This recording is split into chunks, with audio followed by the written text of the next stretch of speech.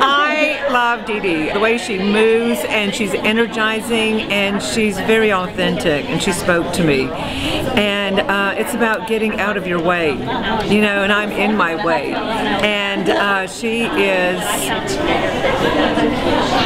busting with enthusiasm, and I want to be part of her group. I walked away today with a feeling of empowerment, but what I most walked away with today is the energy to know that at the end of the day, I'm going to get it done.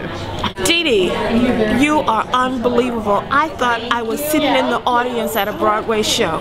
You go, girl. Hello, I saw Dee Dee today speak, and I tell you, she was so inspiring. She came on the stage dancing, performing, and being herself. And I tell you, at that moment, I really literally just started crying, because I realized that I am not doing all I can do to be who I am. And so anytime you have an opportunity to see Dee Dee speak, you need to be there, because she's going to be able to show you how to be who you are and be in love with that part of you. It was awesome. It was awesome.